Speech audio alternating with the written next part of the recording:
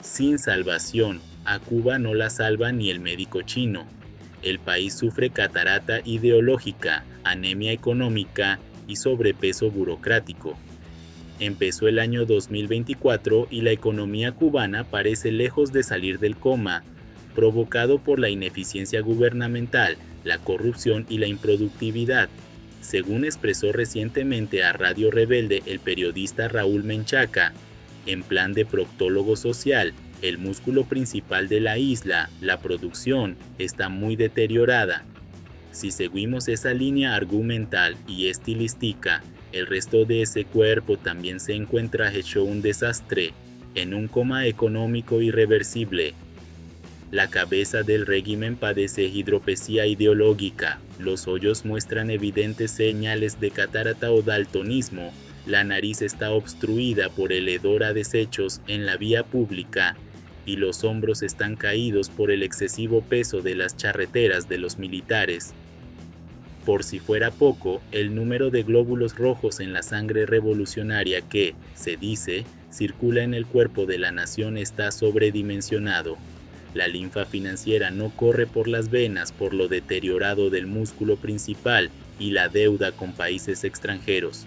La economía cubana padece de un estado anémico creciente que le impide levantarse y caminar debido a la infección de un virus comunista inyectado en las venas. El cuerpo de la nación está completamente descuajeringado, inerte, desahuciado por los más doctos especialistas de la economía internacional, los derechos humanos y sobre todo por el pueblo cubano. Para la recuperación de la salud económica, política y social del país de nada servirán los dólares enviados en forma de remesas, en pequeñas dosis desde el exterior, los emplastos de discursos trasnochados, las terapias de consignas, los masajes de lemas ni otras alternativas medicinales contraindicadas para un padecimiento como la falta de libertad y democracia. Tampoco servirán de mucho las transfusiones de ungüentos como el rublo ruso, las pomadas irritantes de aceite de tractores enviados por López Obrador desde México, ni el mejunje de acuerdos y promesas fabricados en una empresa mixta de biotecnología entre Bielorrusia y Cuba que se propone hacer respirar con mayor facilidad al postrado cuerpo del país, y mucho menos, señor Menchaca, lograrán revertir la enfermiza condición del país con tambores de santería y el empleo de jergas de religiones africanas en lemas como Patria o H, pronunciados oportunistamente por Díaz-Canel al final de un discurso, ni por llamar a hacer lo mismo a un equipo de béisbol que a un representante de la ONU o la Unión Europea.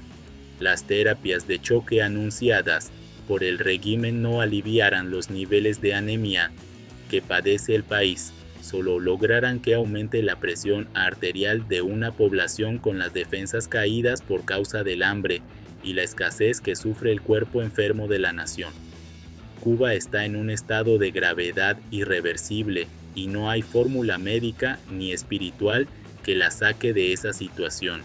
Tal vez sustituyendo el tejido gubernamental de la nación, el sobrepeso burocrático y la dependencia política de un solo partido, podrán aliviarse los niveles de intoxicación ideológica adquiridos por el país, amén de la presión económica y la esquizofrenia social. Lo siento mucho por el locuaz amanuense y destacado proctólogo social Raúl Menchaca, pero discrepo de su opinión por mucho tacto, y no rectal, que muestren sus palabras y tengan sus propuestas. Cuba está grave, en coma irreversible, y de no ser extirpado de raíz el sistema, ni el médico chino la podrá salvar.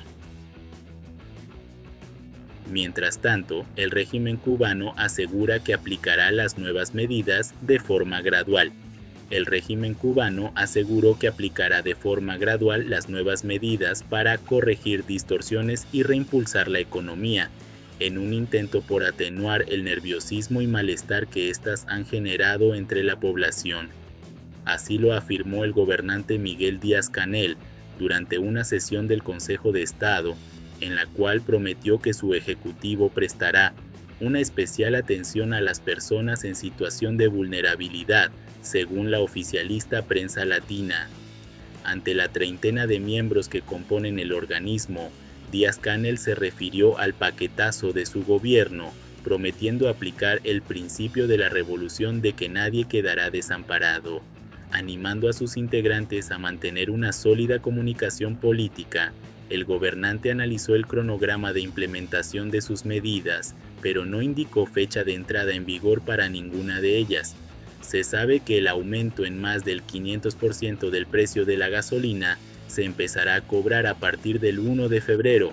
Se sabe que el incremento del 20% en el precio del gas licuado se empezará a cobrar a partir de marzo, al igual que los nuevos precios del transporte público. Y se sabe que el incremento del 25% para la tarifa eléctrica entrará en vigor el 1 de marzo, pero se empezará a cobrar a partir de abril. También se sabe que el régimen no eliminará la libreta de abastecimiento en 2024, pero sí que habrá un aumento del precio de la canasta básica normada. Según aseguró a finales de diciembre la ministra de Comercio Interior, Betsy Díaz Velázquez, la medida no se aplicará en enero, pero no se sabe cuándo. Esto es lo que se sabe, o mejor dicho, lo que el gobierno de Díaz-Canel ha informado con su sólida comunicación política. Sin embargo, después de 2 semanas escuchando el sordo clamor de la población, el también primer secretario del Partido Comunista de Cuba, PCC, dejó a un lado el cronograma de su ejecutivo y habló vagamente de gradualidad en la aplicación del paquetazo.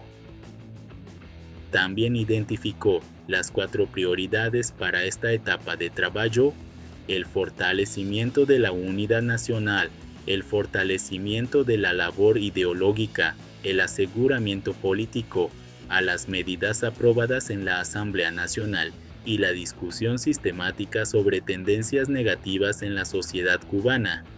Hay que hacer un trabajo político dirigido persona a persona y que todo el mundo entienda que la revolución no va a hacer nada por afectar aquí a los trabajadores.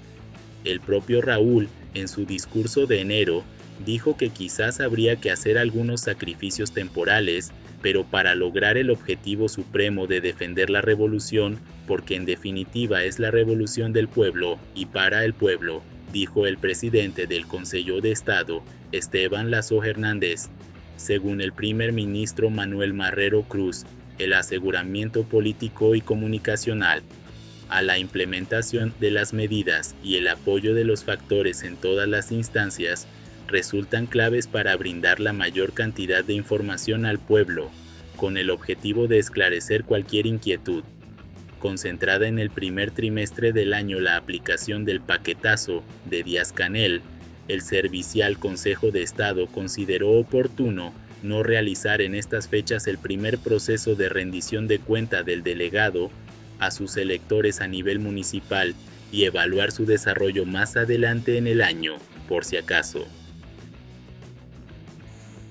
Y bien amigos, así vamos terminando las noticias importantes del día de hoy.